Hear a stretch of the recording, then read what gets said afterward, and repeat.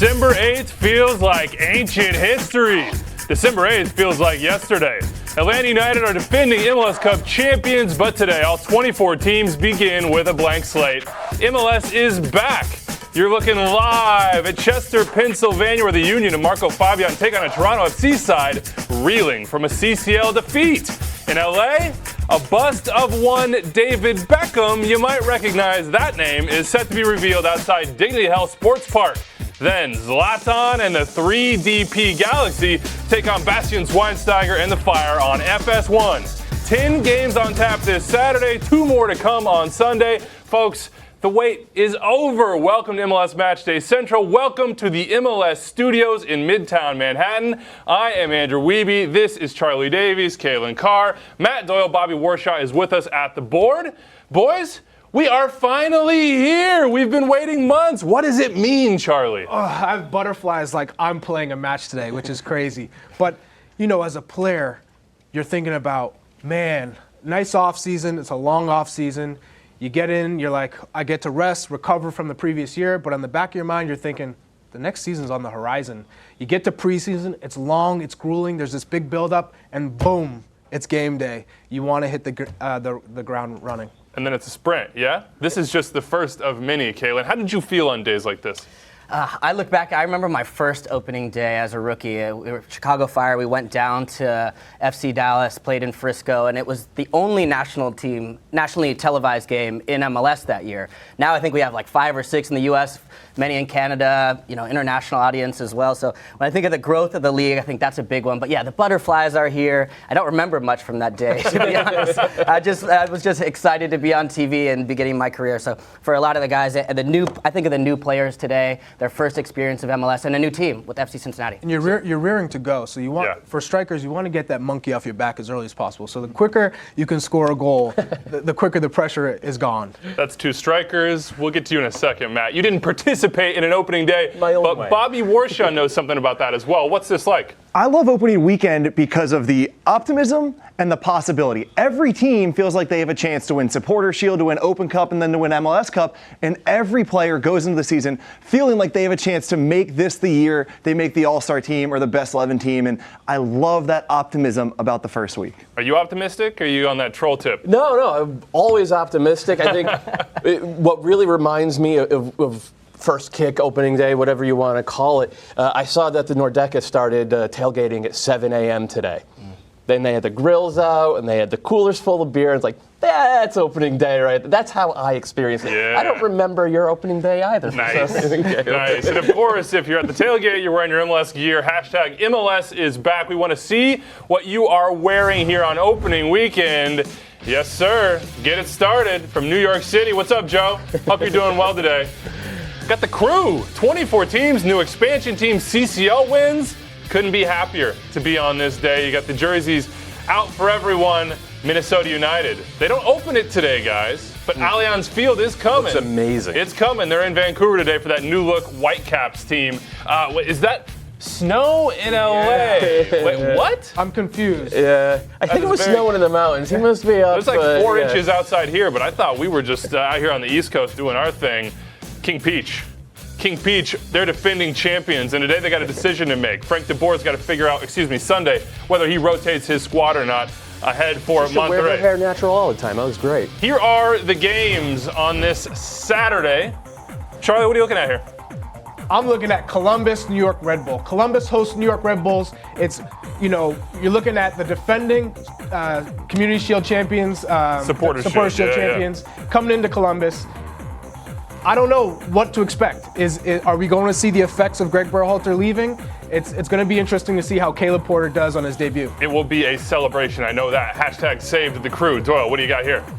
There's a bunch of different games that are interesting right here, but Vancouver versus Minnesota, these are 2 teams that I think are going to be on the bubble in the Western Conference. And with the new playoff format, every regular season game actually means more because it's just one and done.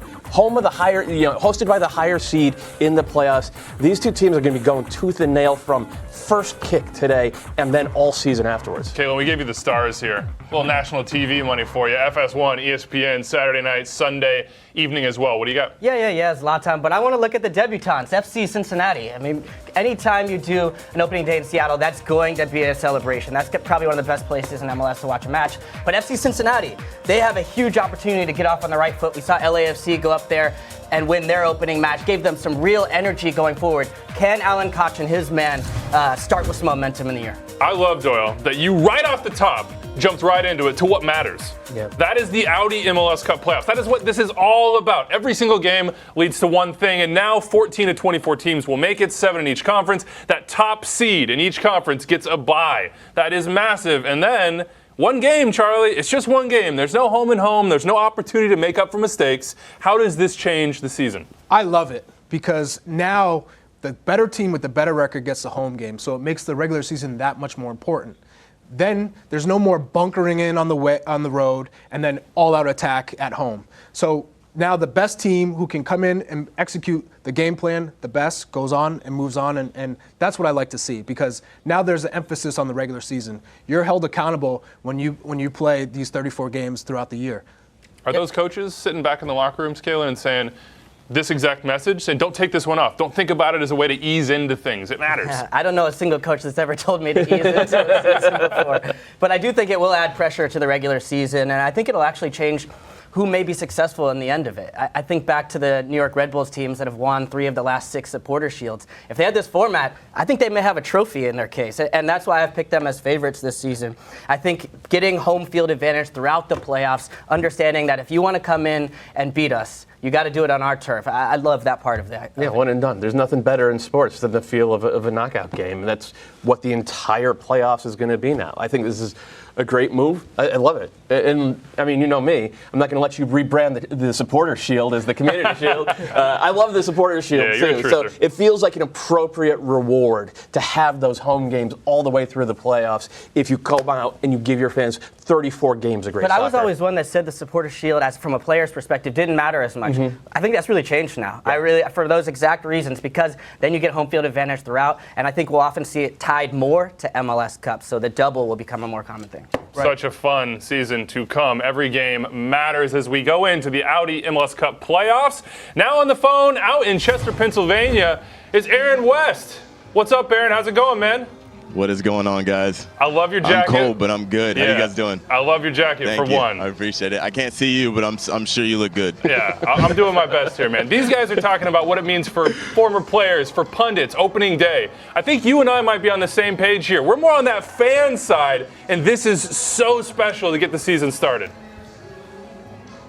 Oh, man, it's amazing. As a neutral, because I never had a specific MLS team, all I came into this day, all I wanted to see was goals. So today is the day I'm just looking for goals. I don't care where they come from. I just want to see goals. So that's what I'm looking for from a neutral perspective. Hopefully we get a little bit of highlight action on this late show tonight.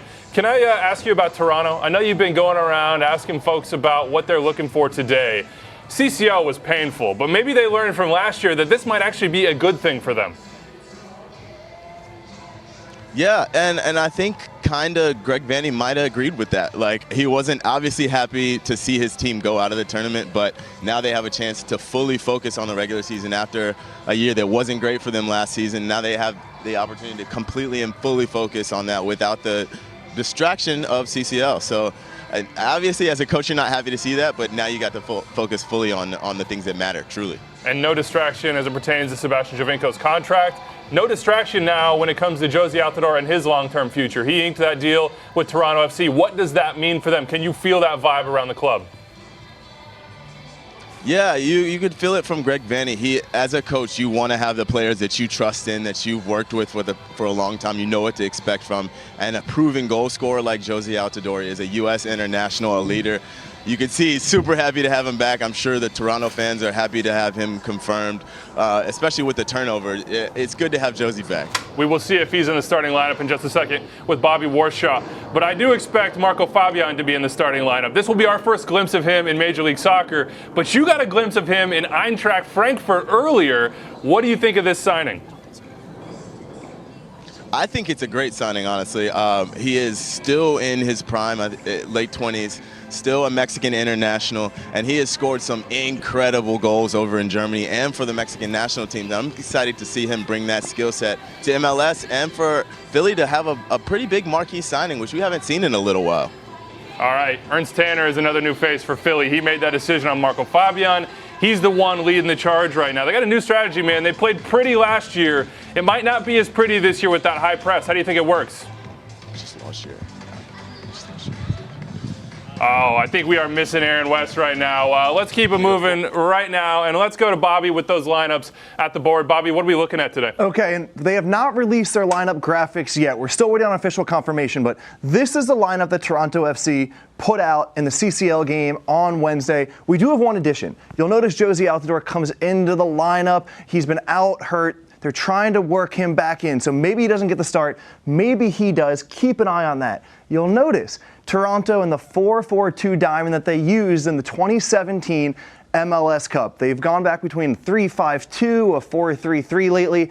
They played the 4-4-2 diamond. Most recently, they looked good for large stretches against Independiente, so that's what I'm guessing they will be in today. But a lot to keep an eye on. Keep an eye on the MLS app to see when the official lineup does come out. And here's Philadelphia. This one is a little easier to predict. And you'll notice, just like Toronto FC, Philadelphia Union are going to play a diamond this year as well. 4-4-2, two strikers and the midfielders in that diamond formation. The two names to keep an eye on, Andrew already mentioned it, Marco Fabian in the 10, but also a little bit of a surprise for me in that first 11, Ilsinho in this shuttler position. That is a position that requires a ton of energy, a ton of work rate. Ilsinho, we know he's great on the ball. Can he provide those other traits to this new pressing system that the Union are going for? But guys, this is what we look to expect, but keep an eye on the official announcement in the next few minutes. Some real attacking talent there. As Bobby said, if you want those lineups delivered straight to your phone, the MLS app is the place. All the news, the analysis, the highlights, and MLS Fantasy this year. If you don't have your lineup set, if you haven't signed up, go do that right now. Of course, you can keep track of all the new faces like Marco Fabian in Major League Soccer. And right now, Charlie Davies and Calen Carr are going to guide us through some of those big names. Thanks, Andrew. Charlie, every year in MLS, there seems like there's a whole new crop of players coming in. Some big names last year, Zlatan and Rooney, and then also some names coming from South America often. Last year, Diego Rossi or Ezequiel Barco that fans are going to get to know throughout the season. So Charlie and I have done everyone the pleasure of highlighting the names we think are going to make the biggest impact this year. And look, these guys have already mentioned them. Marco Fabian, Jim Curtin and the Union have such high expectations for him to be able to take this team from a playoff team to a contender in the West. Can he get the goals to get it done? And then the New England Revolution believed they got their man in Carles Gil, the attacking midfielder from Spain, played for Deportivo La Coruña, played in the English Premier League for Aston Villa. So this is a player that needs to get on the ball. He's going to look to control the tempo, expose defenses, and if he's influential as they want him to be, then this could be a very productive New England Revolution team. This next one might be a little bit of an unknown. Inbum Hwang. Now, listen, he's been a player that's been looked at in the youth ranks a lot, has come from the Korean League, which will be a step up. But such a talented player, Charlie, his highlights are ridiculous. Yeah. He's been fantastic. Such a one-on-one dribbling, being able to be a real technical player for Marc Dos Santos. He's a name to watch in the opening week. You have Alexandru Mitrita coming in to fill the void that David Villa left. Now, this is a player who can score on free kicks. He can score from distance. He can combine. He can take players 1v1. He can do it all, and they're going to need him to do it all. I'm very excited to see what his imprint within this squad.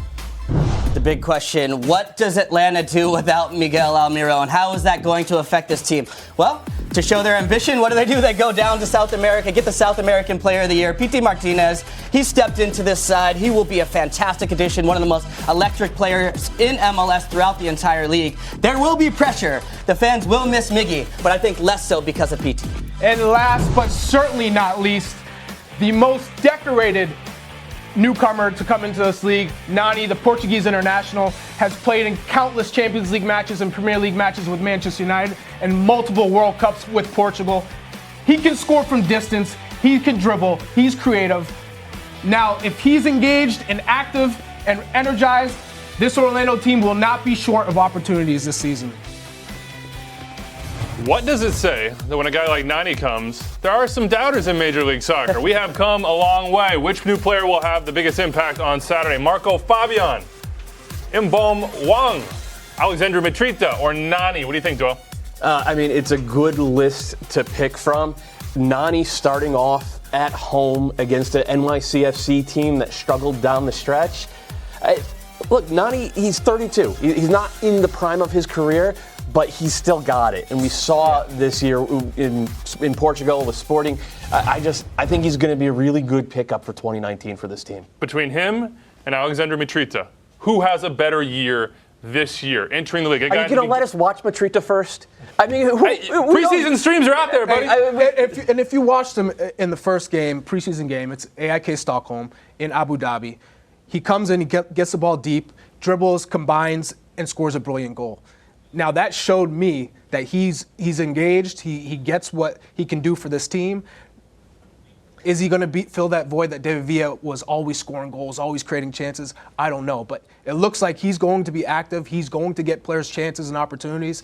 Now, can he adjust into the league? Can he fit into the league? Can he adjust to the travel? That's what a lot of players struggle with coming into this league and seeing how talented this league actually is. Tom Dwyer's got to be real happy that he's got Nani on his side. Yeah, that's good for him, huh? Absolutely. Look, they needed talent, and they needed talent in the winger position because Dom Dwyer occupies so much of that central position, that number 9. Clear out, let him do his work in there. But having somebody to give them a little bit of an outlet on the side to be able to stretch the field, give them some width as well, chip in with goals. Of course, we know his ability over a set piece, so I think that's going to be a nice outlet for them to be able to look to. James O'Connor's got to figure out some of that structure this year. It was lacking last year. They had a terrible season, did Orlando City, but they got a blank slate.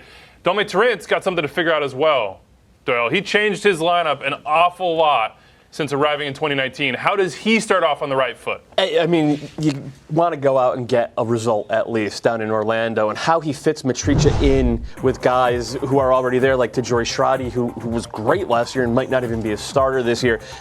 Jesus Medina, the young DP. Jonathan Lewis has been starting as a center forward. There are a lot of questions, but there's also a lot of talent. And in the history of MLS, in the history of soccer, you usually are okay if you're betting on talent. And like I said, we haven't really seen Mitrita yet. He can clearly wrap the ball from outside the box. That's just part of what David Villa did. He's going to have a lot on his plate, but they spent $10 million on the guy for a reason. Look, anytime you bring in a new player, we talk about the transition period. Well, that happens for coaches as well. The New York Red Bulls were able to have Chris Armas come in from the system, has been a part of it, so had a little more seamless transition. NYCFC found some trouble afterwards because it is different coming, even though he's from the Manchester City system. So I think with a full preseason, a little bit of change in the roster, this is Dome's team now and his chance to prove it. It was David Villa's team, at least on the field. And we talked about the goals and the chance creation. You have to talk about the defensive work rate as well, Charlie, but leadership. When a leader like that departs your locker room, how do you fill the void? Well, they're going to give Alex Ring the captaincy, right? So now he's got to lead these guys and show the newcomers this is what it takes to be successful in this league. We got to hold each other accountable. Patrick Vieira did a fantastic job of having a game plan, having a system, having guys bought into the system. So now after one season, now we're going to see, okay, where does New York City FC go from here? How do we implement our tactics? How do we implement the best lineup we can put on this field and get results? Well, how can they do that? Bobby Warshaw's got the answers, or at least he'll try for us. Bobby, what do you think? This is the conversation I've been waiting to have. How does NYCFC make this work? Now, first, to put this into context, let's take a look at their potential starting lineup for today's game against Orlando. This is the 11 they used against Nashville on their last preseason game. And what I want to point at is that not only is there no David Villa in this lineup, there is no natural center striker. Jonathan Lewis played in the Nashville game at center striker. Mitrita spent some time up there. Morales spent some time up there. So how does that work? Not just losing your star player, but also playing with an unorthodox or an untraditional number 9, called a false 9, call it whatever you want. Well, let's take a look in here at the tactics board. Here we have Mitrita up top. Again, maybe it's Lewis, maybe it's Sajori Shradi, but either way, it's someone who doesn't usually play the number 9 position. Well,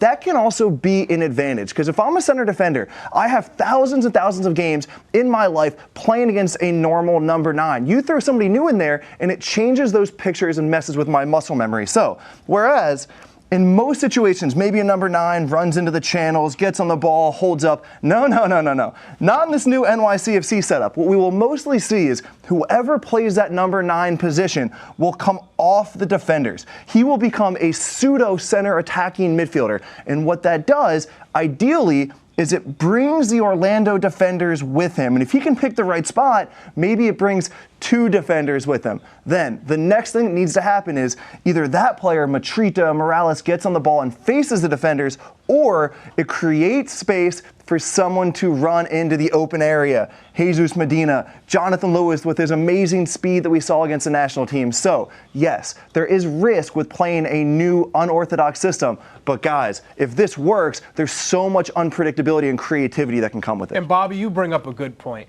Mitrita can come into the midfield, deep into the midfield, and then when the center back comes and follows him, that space that's left open, they need those outside midfielders to find that space and to make runs into that space, and they will find him.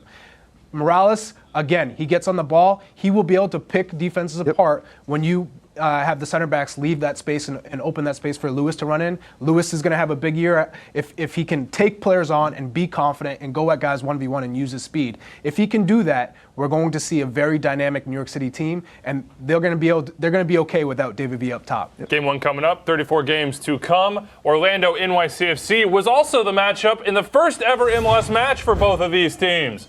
Yeah, you guys remember that? Citrus Bowl, Kaká laid on, a little mixed disc route, all the streamers. I mean, these are the memories that you look back on as a club and say, hey, that was the first. I remember watching this in the locker room and thinking, Kaká's coming to our league.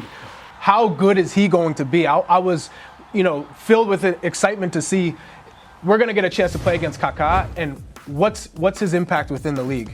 So then there are starts that are not so good, let's call them. 5-1 to Portland. Minnesota learned a lesson, I think, in these first couple of games, which is our defense just frankly isn't good enough, Doyle.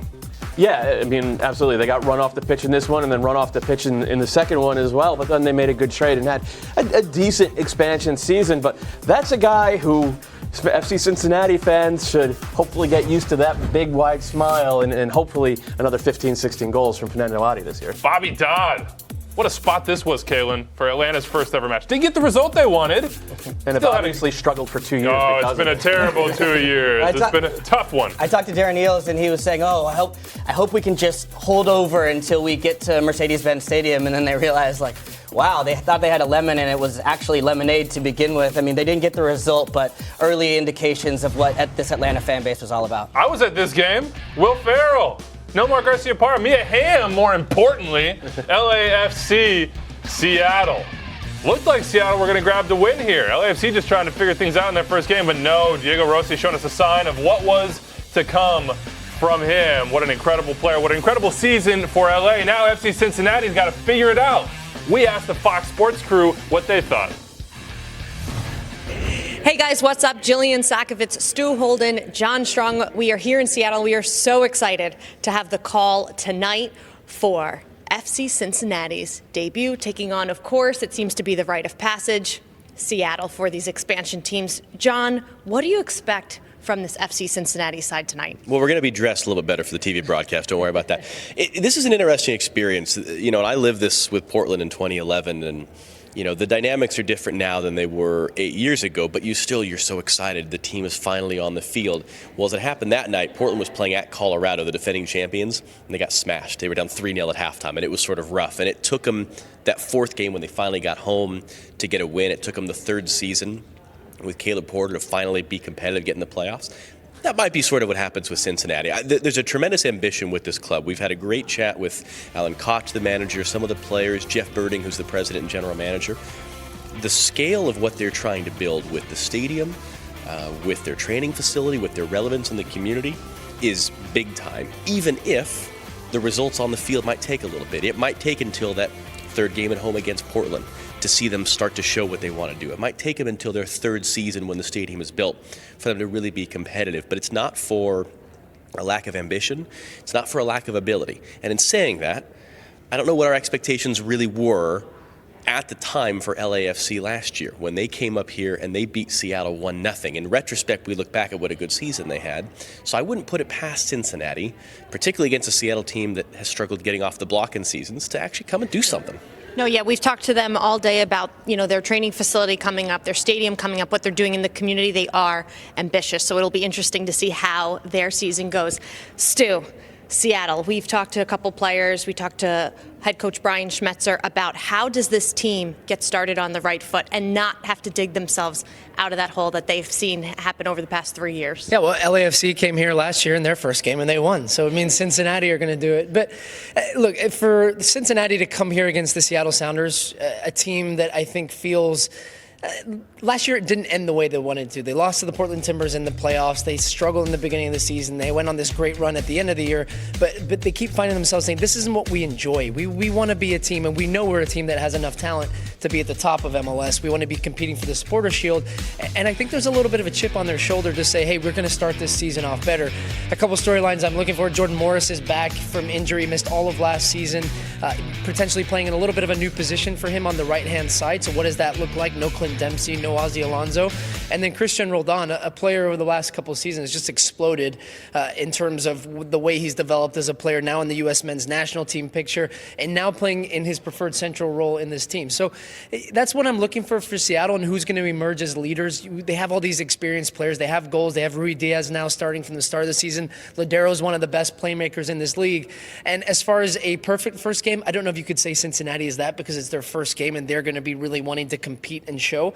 But I think with them having 2 home games to start the year, this is going to be a great opportunity for Seattle to start the season well and say, hey, we can win the Supporters Shield and MLS Cup this year. Going to be interesting to see what happens tonight. Tune in FS1 for the nightcap. Myself, John Strong, Stu Holden. Tune in. We'll see you later. Thank you so much, Jillian. FC Cincinnati debuting in Seattle. Now, hot starts are not Seattle's forte, but maybe they've learned a thing or two. What should the expectations be for Cincinnati in year one, Calen? Try to get towards that playoff line near the end of the season. Give yourself a chance when you're back at Nippert Stadium and you get the energy of that crowd behind you. But I think in order to see that day, they have to get off to a strong start. I think confidence for an expansion team is really important. They mentioned it well in the piece, how LAFC, even with their talent, proves something in that opening match. And if you go a couple games on the road and you're not able to get a result, the questions start to loom in your mind. How good are we? Are we good enough? Whereas if you can get a good result away in Seattle, even a point, I think that would go a long way to getting this team off on the right track. With Cincy, I don't even care about points. If I was building this team and looking at this roster, I would say I just want to identify core pieces going forward, maybe starting really in the second half of the season into 2020. Make sure that you know who you want to build around for this essentially 3-year project to get to the point where the team is upper echelon competitive for 2020, 2021. And the expectations are extremely low. Let's not forget that. Yeah. This is a tough schedule for any team, let alone a new team coming into the league. So if they can just show that we're gonna defend first, and if we get lucky, if we counter, we can get a lucky goal, go up 1-0, win on the road, great. But it's just managing the first 10 games of the year, and then let's try and get a base and foundation and move forward and hopefully creep into a playoff spot at the end of the year. Last thing they want is a 5-1 like Minnesota United experience. We saw how that led to the rest of their season, in which 2 seasons they gave up a record number of goals. Now, it could happen 5-1 because on the other side, the Sounders have Nico Ladero and they have Raul Rui Diaz. That, Charlie, is one of the best attacking duos in this league, and yet I don't hear anybody hyping them up this preseason. Why is that? I think it's a sleeping giant. These two, coupled with Jordan Morris on the wing, there's going to be goals galore. And they have a great simpatico, as Doyle would likes to say. It's the combination. It's being able to understand where Rui Diaz is going to be, and I'll find you. Ladero is one of those players that can control the tempo, can control the way they play, and looks to find the attacker, looks to combine with the attacker. Rui Diaz makes a name for himself in the box. What a goal scorer. He's scored everywhere he goes, goals galore. I want to see what this tandem can do this year. Well, Rio Diaz was a big part of that great escape that they made and came late in the season. So had to build that relationship with Ladero on the fly. Now they have a full preseason together to build that understanding and relationship in the box. And then when you add Jordan Morris, who I think, as far as people that aren't being talked about, Wiebe, he's the name that I think so. Because, look, we talk about this youth movement, even with the men's national team. Jordan Morris still has a huge role to play there. I bet you Berhalter will be watching him closely this year. And the best part was he was healthy near the end of the season training. So he's had a full season with this group to acclimate. I think he'll be able to start the season. Comeback player of the year? Absolutely, yeah. That's what my pick is. That's my pick. I think it's an easy pick. Victor Rodriguez. So tough. Keep your eyes on Victor Rodriguez as well. And keep your eyes on Philadelphia and Chester. Commodore Bay Bridge. It is beautiful. Give that thing some love. Architecture.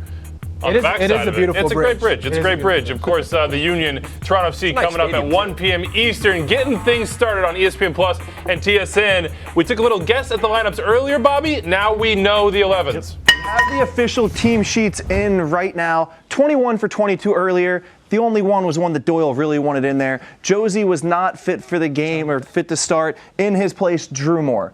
That means that there's a little bit of a formation shift. Instead of the 4-4-2 diamond we suggested was a possibility earlier, we're looking at more of a 5-4-1 with Toronto getting the width from Aro and Morrow at outside back.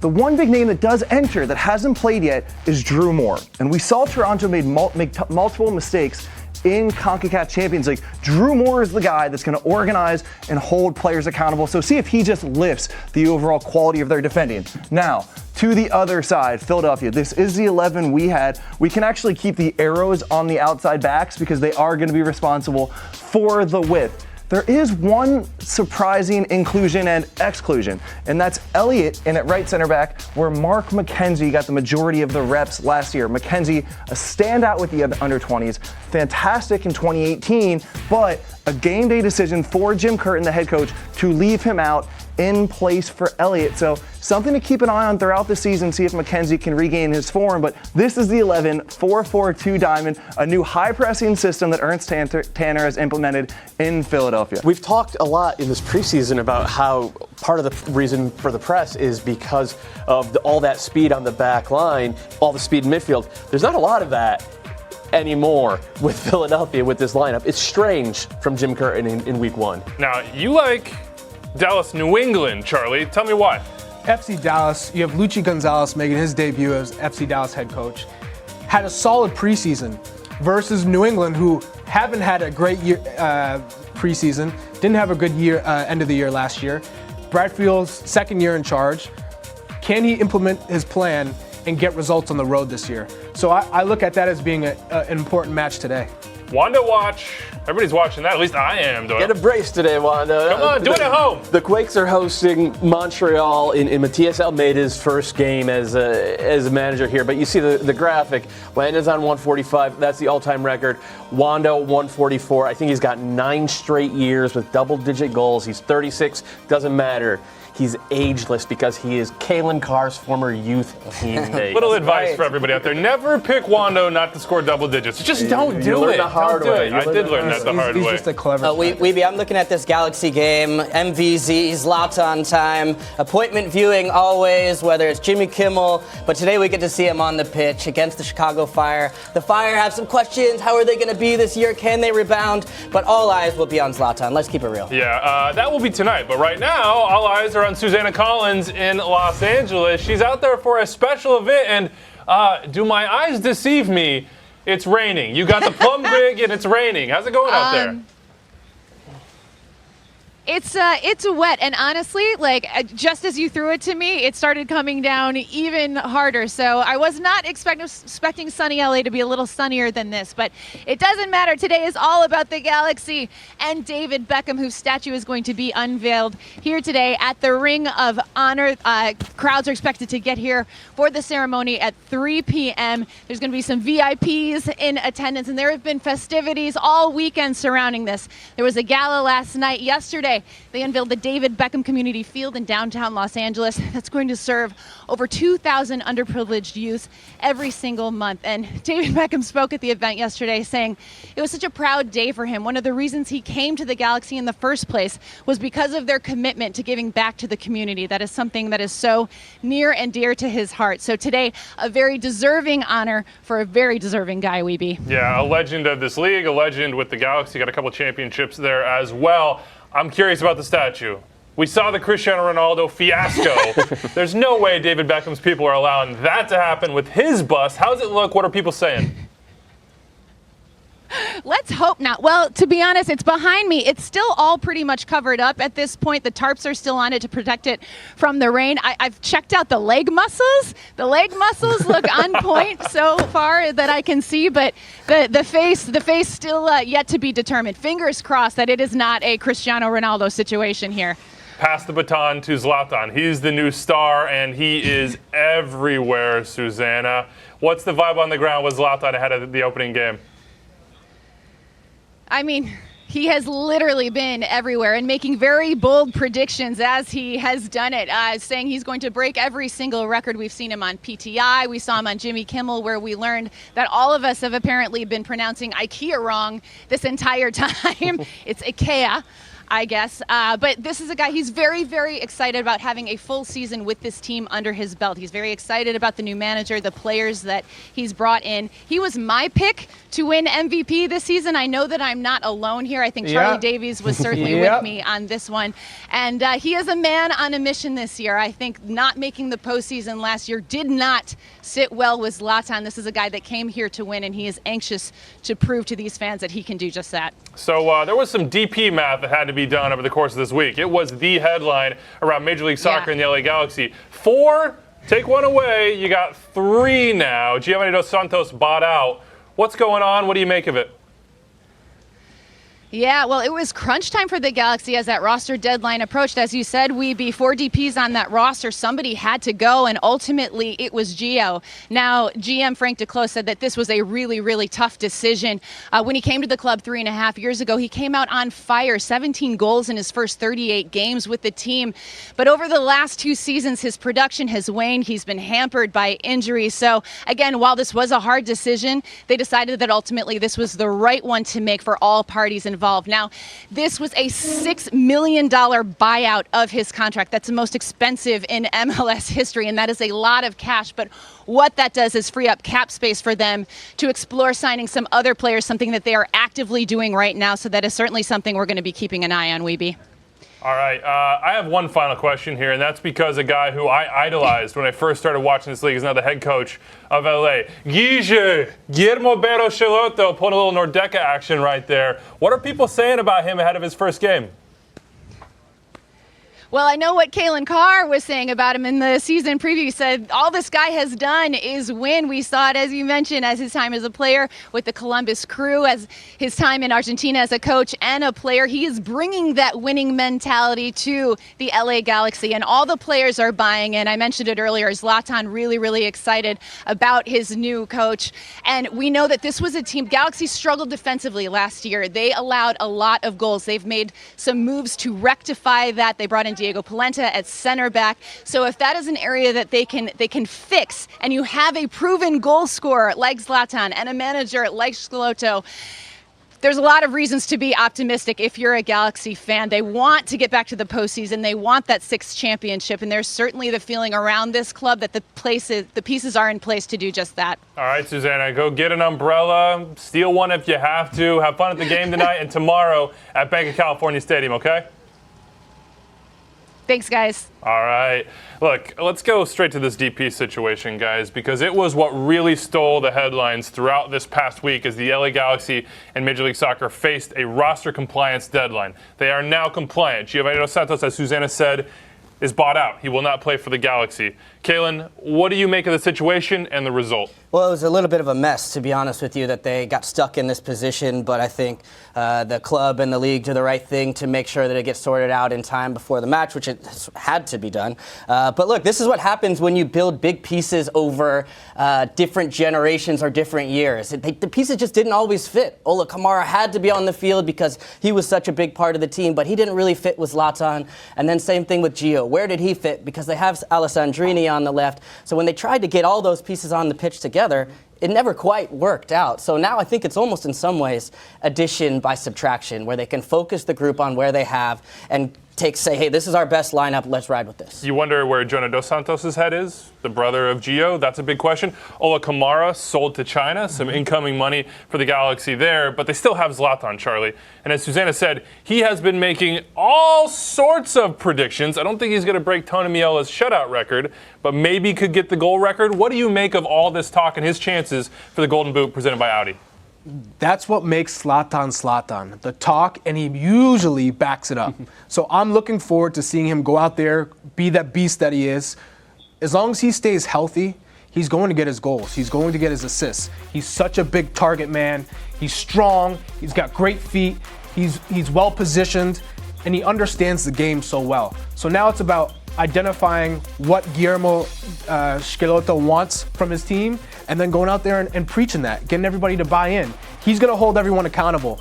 So now it's all about Zlatan. Let's get him the ball, feed the beast, and let him put the ball in the back of the net. And the formula's there from last season, too. Those last 6 games, they really got more compact behind the ball defensively and then found their outlet as their reference point was Zlatan, let him create goals on his own. So, look, I think the formula's there for this team. Simplify, addition by subtraction, get behind the ball. And then that's the other part, Charlie, I think you're right with Zlatan. He's healthier now. When he came and joined the league, he was coming off a cruciate injury. Yeah. Still trying to figure out the travel, getting used to the opponents. So I think this year we might actually see something better with He could barely run in that first game, and he still scored a couple. Here are the Golden Boot presented by Audi favorites. Joseph Martinez, logically at the top. Doyle, Bobby, what do you make of these? You have to put Joseph at the top. After you break the single season scoring record, you're the favorite for next year. I know it's Zlatan, but still, you get to carry over that success for at least 1 year. Yeah, I think it's fair to call him the favorite, especially because Atlanta have a couple of good additions, and he's gotten good spots and gotten a goal already in CCL play, but my money is on Zlatan. And like I said, on pretty much every show we have, it's no longer MVP, it's going to be MVZ after this year. Most valuable Zlatan. Most valuable Zlatan. I think we might see that a couple different times. Mauro Manotas and Bradley Wright Phillips also there as well. Here are 2 players who are going to be absolutely crucial for the success of their teams. Joseph Martinez and Wayne Rooney. Who is their team more reliant on, Charlie Davies? DC United rely on Wayne Rooney. Just the same way as many teams have these big DPs that come in to influence the locker room, to influence the play. Everyone looks to Wayne Rooney for the leadership, the guidance on and off the field. When he came into DC United, that team changed, the complete complexion of that team changed. They were attacking, they were energized, there was an excitement around the stadium, and on the field, they played better. So when you talk about the influence a player can make within a team, within a franchise, with a club, it's Wayne Rooney. Yeah, he changed Acosta, number one. I think we really saw Lucho Acosta blossom into the player that he's become, where he's got all these international suitors now. So I think that relationship and that dynamic in the locker room is what changed that. But I still can't look away from the goals, right? And Charlie, you shouldn't either. You're the goal scorer. I think Martinez is still the piece that is most important to Atlanta United. Miguel Almiron leaves.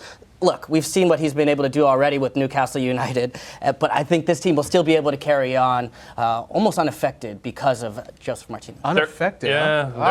That's a hot take. They showed you in the second leg of CCL that maybe that is true. Frank de Boer, a new head coach for Atlanta United. He is one of many in Major League Soccer. Bobby, Doyle, take us through this. Which coaches will have the most success in 2019? Yep, that's right. That's what we're going to break down, Andrew. 6 coaches are new to their team. Maybe it's their first pro job. Maybe they're new to the league. Maybe you're like Caleb Porter, just going to a new team. So, Matt, right here we have the most successful. What does that even mean? I mean, it's a relative thing, right? So you've got a team like San Jose Earthquakes, 21 points last year. Success is a different metric for their head coach, Matias Almeida, than the new head coach for Atlanta United, Frank de Boer. Frank de Boer's team could have an amazing year. Probably not as amazing as last year, 69 points in an MLS Cup. So we start at number 6. It is Matias Almeida. I think that the Quakes are going to be a lot better. His resume speaks for itself.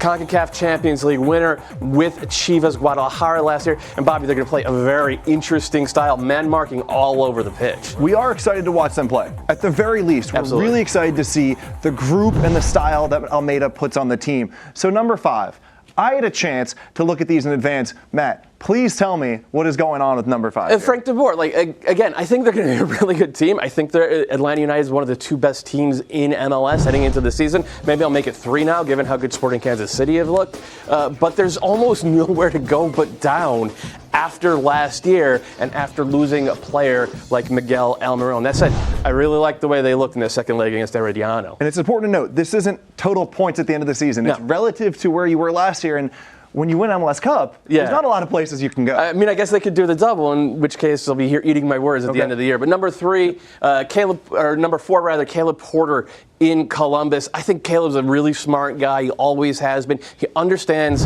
what Greg Berhalter left behind works. And I think we're just going to see some slight adjustments from him in 2019. The good old saying, more of the same, but better. Yeah. Okay, moving on to number 3 on this list. Number 3 is kind of a mystery man. Well, his team is going to be a mystery. Mark Dos Santos, the Caps manager. Look, we've talked about Inbam Wong a little bit. They have a couple of signings on the wing as well that people are excited about. Freddie Montero's back. I really like, we haven't seen much of it, but I really like what I saw of his teams in the old NASL with the San Francisco Deltas, in USL. He coached a couple of teams there. He's interned, so to speak, under Bob Bradley and Peter Vermees, 2 of the best coaches in the league. I'm excited to see the way the Caps play. I think they're going to be a lot more stylish than they have been the last few years, and I know the fans really want that. And the guy's won everywhere he's been. Yep. He has a track record that you have to trust now that he's a head coach. The fans want that in MLS. too. Yeah. Okay, number 2. Number 2, I was dying to put him in number 1, but Luchi Gonzalez has been the longtime brains and the brawn behind that famous FC Dallas Academy, has helped create some of the best players, both in MLS and, with Weston McKennie doing it in the Bundesliga with Schalke. He got the promotion to the head job after Oscar Pareja left for Cholos. Again, it's like the Caleb Porter thing. It's going to be very similar to how Oscar's teams played, but a little bit different enough. I think we're going to see some selective high pressing. I think we are going to see more of the young players get integrated a little bit. Like the ceiling for this FC Dallas team is like 2015 Red Bulls, a team that won the Supporters Shield. And if this ain't the best dang coach's picture I've ever seen, man, you got to show. You'd play for that guy, right? Oh You'd my play goodness. Okay, number 1, 1 coach left. Matt. We just talked about him in the last segment. Is Guillermo Barros Scalota, as Charlie and Calen said, he's won everywhere he's been. He did it with Lanús, as a coach there. He did it with Boca Juniors, and I know Boca Juniors fans are unhappy that he didn't win Copa Libertadores this past year, but he won the league twice in 3 years. He got to the Libertadores final. I think his team with Lanús played really, really good soccer, a little more pragmatic with Boca Juniors, but the Galaxy were right on the fringes of the playoffs last year. They're definitely a playoff team this year. I don't disagree that I expect Scalotto to raise their bar, but I also think he has the hardest job in MLS. Totally agree. As wonderful it is to coach Zlatan, that is the single toughest task. Zlatan's personality, his ability, how do you fit him into a team? Such a high potential for that team, but also a huge task ahead for him. But remember, he's dealt with Tevez. He's dealt with some really big egos, and arguably, Boca Juniors is the hardest managerial job in the entire world. Just the passion of those fans, the expectations on that team. I think he's just a great hire by the Galaxy. I'd say he's ready to take control of it. LA Galaxy. I wouldn't worry about him in the locker room. Now, the back line, that's an open question there. Yes. They just got one real reinforcement, so LA will have to see 10 p.m. Eastern against the Fire. Marco Fabian coming up for you in just 1 second. He is in the starting lineup in Chester, Pennsylvania. Philly, Toronto, 1 p.m. Eastern. That is in 14 minutes, folks. The very first game of the 2019 Major League Soccer season. Let's go out to Chester. Aaron West is with Mark McKenzie. Mark, my dude, opening day. How do you feel coming out of national team camp, your very first national team camp of the new season? How do you feel about it? I'm feeling good, man. A lot of energy, so everybody's ready for the season to get started. Put in a lot of good work in preseason, and now let that work show on the field today. So you got some new faces in the team, especially Marco Fabian coming in from Germany. How does that affect you coming into the season? Are you excited to work with the new names, no faces? Yeah, for sure. having those new guys in, they bring a different perspective. Also bring some flavor to the team. So that's always a nice dynamic to have amongst the group. Very cool. And now there's a little bit of added expectation on Philly this year. The team, the fans, the supporters expect a little bit more out of you guys. How's that for you as a young player coming in your second season? Just building on what we did last year. That pressure forces you to get better. So keep you on your P's and Q's, and looking forward to what's to come this year. So. Oh man, looking forward to it. MLS Fantasy is back. You have 13 minutes to get your lineup in. It is so easy. Fire up the MLS app, go on the mobile site, get in there, get your team, pick it. MLS Fantasy is back. Please, please, please. Join the Extra Time League. I want it to be bigger than Fantasy United FC. It must be bigger. We must make that happen. We have a signed jersey for every single guy or girl who wins each week, plus signed balls. You'll get your 11 in. You can do the switcheroo if you must. Doyle, are you ready? How you feeling about your team right now? I'm feeling pretty good. Just a reminder to everyone that we're doing our Fantasy United FC podcast every Tuesday at 12:30.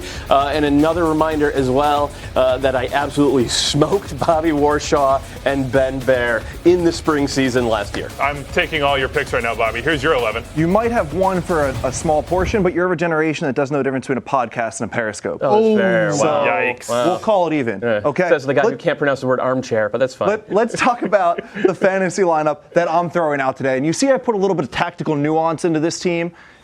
This is my 11, captained up top by Wayne Rooney. I like him at home against an Atlanta team that I expect to rest some players with CCL coming up next week. Of course, I tried not to have Zlatan on my team like everyone else in all of the leagues, but at home, he said he's going to break all the records against the Chicago Fire defense that might struggle early on. Folks, don't listen to Bobby. Zlatan should be your captain. And then my defenders back here.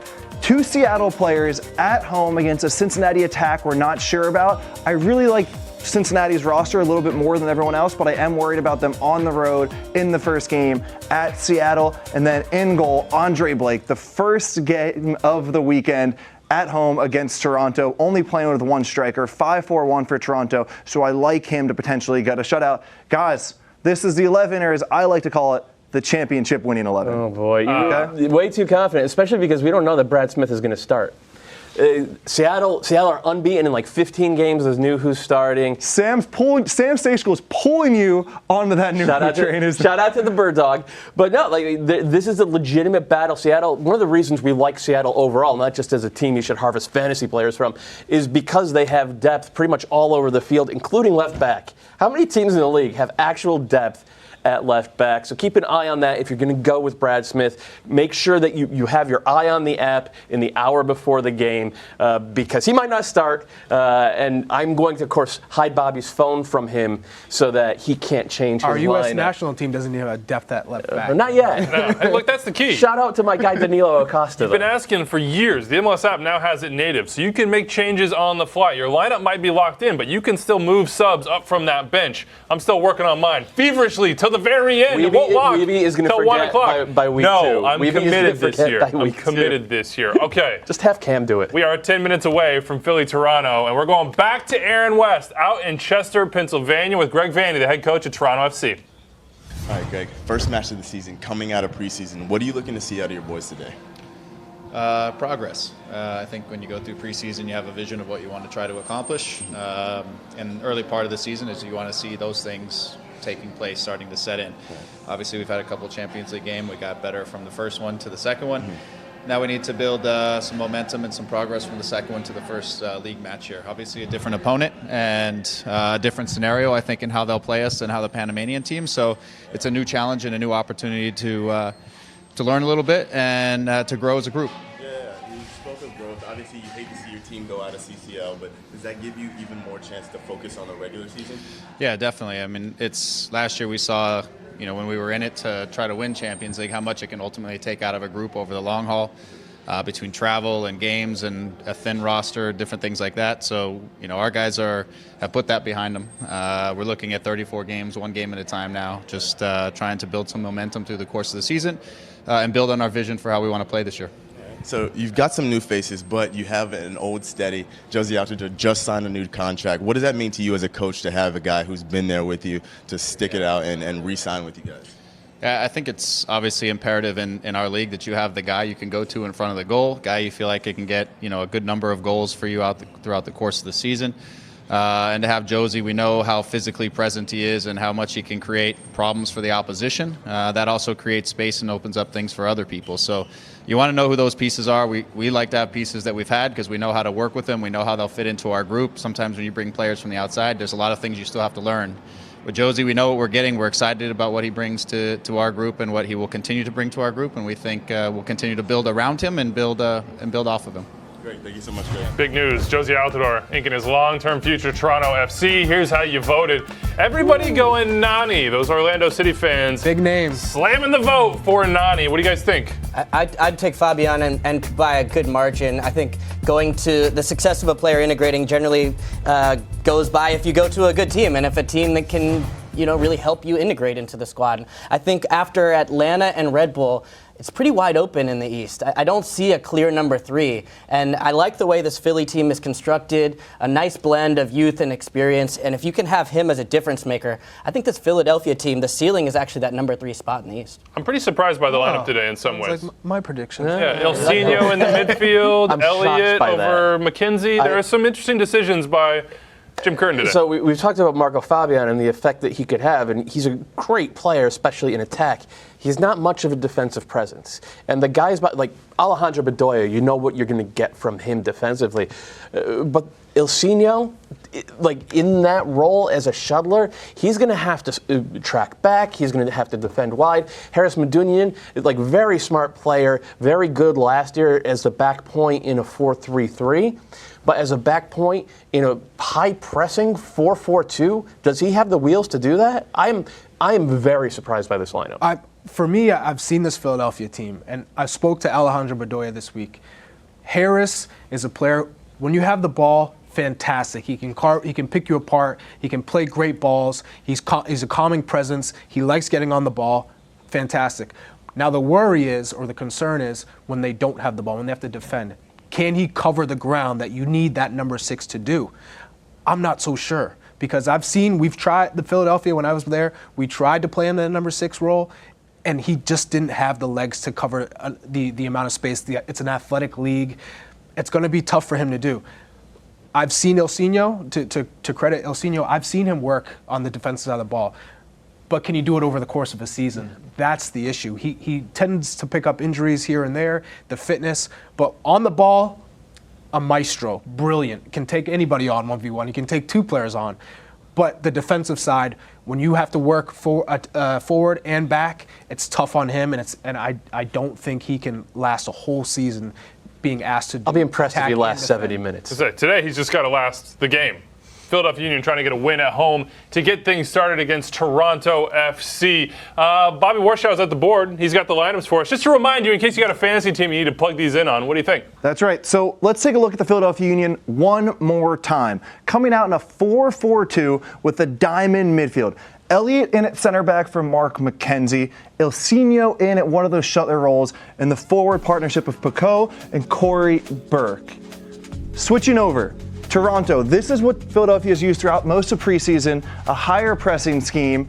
Here we see Toronto coming out in a 5-4-1. Jozy not in the starting lineup. Jordan Hamilton really the only healthy striker at the moment. They have Terrence Boyd to come off the bench if they need, but expect the width from this system to come from Aro Jr. and Justin Morrow wide with the 4 players in the middle. Going to be a ton of players in the midfield in this game. 4 for each side. A huge part of who wins is who can dominate the midfield. 2 points I want to make here. That might actually be the 3-3-3-1 that the Red Bulls played a couple years ago, because I don't think it's going to be a double pivot with Delgado and Bradley sitting deep. I think Bradley is going to be a single guy there, and Delgado will push up. So it's going to look a little bit jankier than I think Bobby has it. And the other thing is, Bobby, what do you think about that Philadelphia Union striker? striker combo of Pico and Corey Burke. I thought that they were going to start. You lost a bet.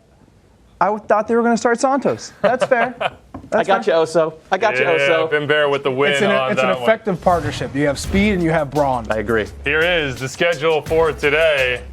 Charlie, what do you got here, man? I'm watching them all, but I guess pick one, right? Why not start off with the first game of the day? Philadelphia, Toronto. Philly's at home. They're gonna press, see if they can cause turnovers in Toronto's defensive half and make and score some goals off of it. I like to see Marco Fabian, see how he does on his debut, and we'll see what happens in that game. Give me a Golazo. Give me a Golazo to talk about.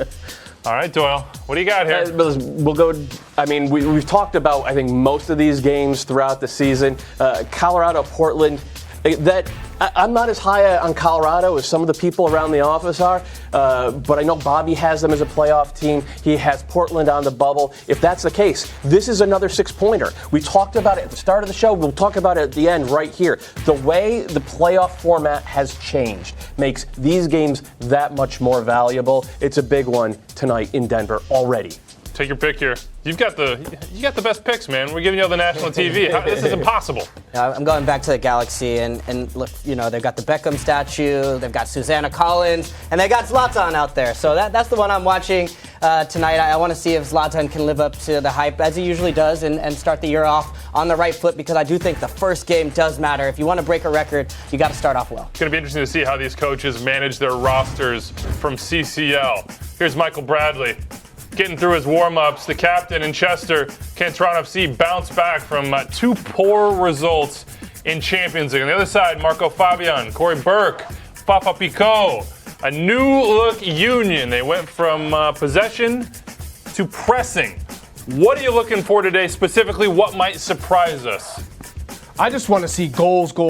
I think Philadelphia is going to jump all over Toronto. Remember, this is a Toronto team that doesn't have Josie Altidore, who is going to be the vocal point when it comes to attacking and scoring goals.